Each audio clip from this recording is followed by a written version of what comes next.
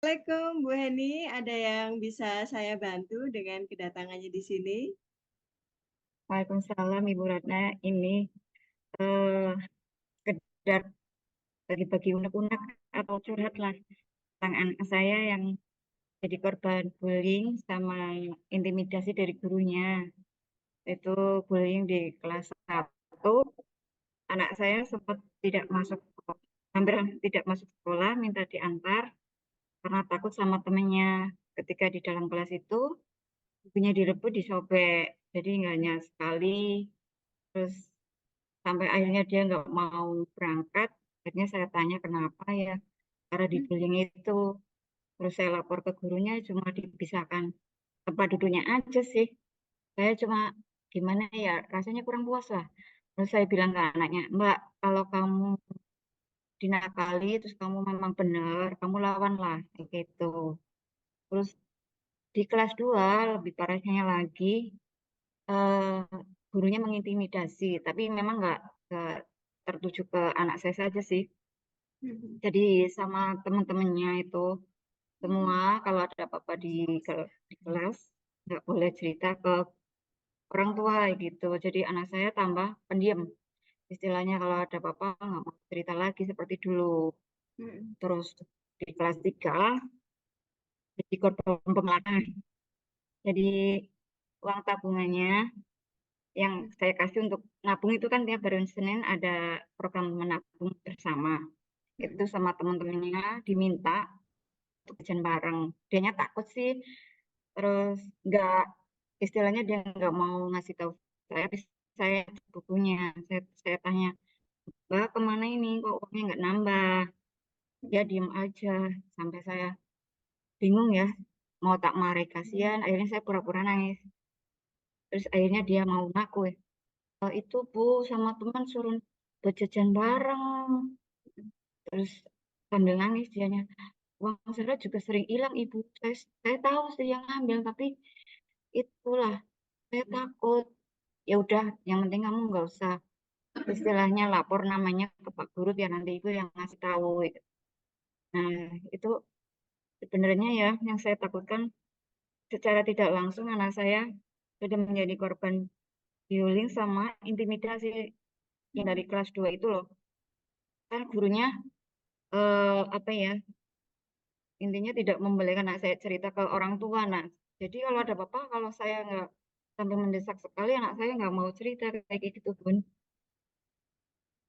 Saya Mhm. jadi bingung harus bagaimana ya, untuk mendampingi dalam proses pertumbuhannya, kan dia masih anak-anak kayak gitu loh. Mhm.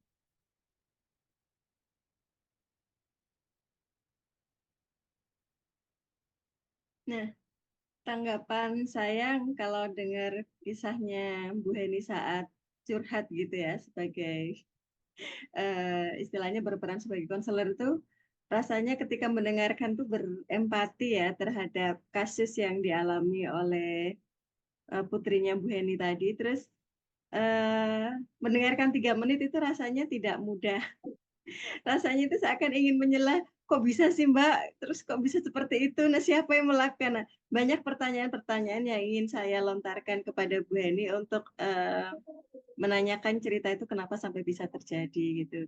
Dan ternyata menjadi seorang konselor itu, perlu belajar juga untuk ilmu mendengarkan sekaligus, berempati terhadap kliennya.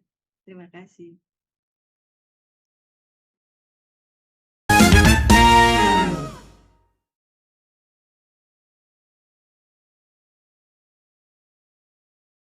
Assalamualaikum Ibu Ratna, ada yang bisa saya bantu?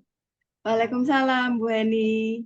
Iya Ibu, saya ke sini itu memang ada beberapa masalah yang sedang saya hadapi ya, terutama masalah bagaimana untuk, meningkatkan mood saya begitu Ibu.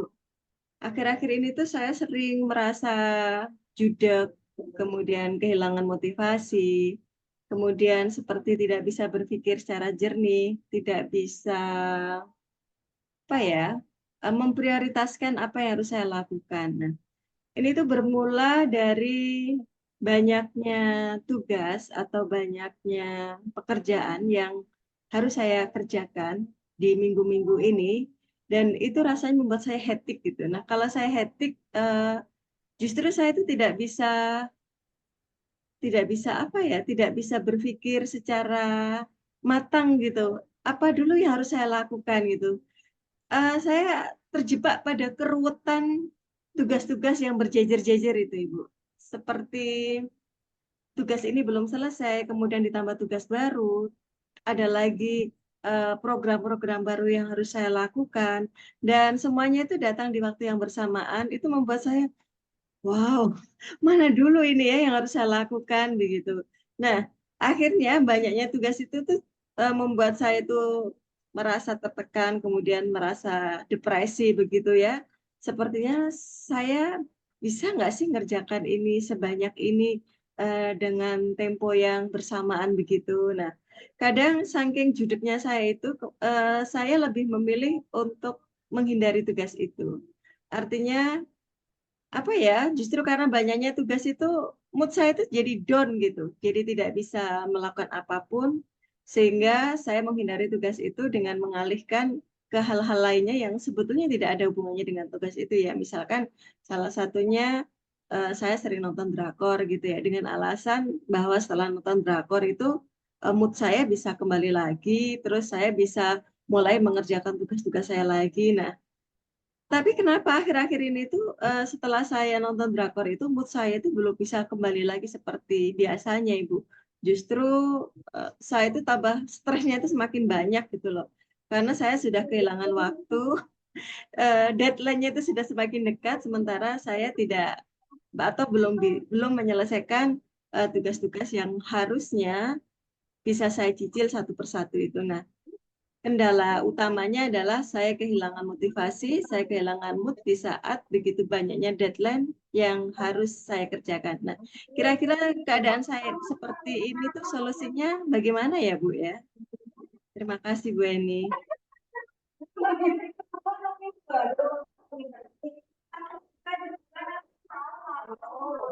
Perasaan saya sebagai pendengar, rasanya seolah-olah juga bisa merasakan apa yang Ibu Ratna sampaikan, dan rasanya ingin cepat-cepat menanyakan aktivitasnya apa aja sih ya Bu ya, sampai segitunya.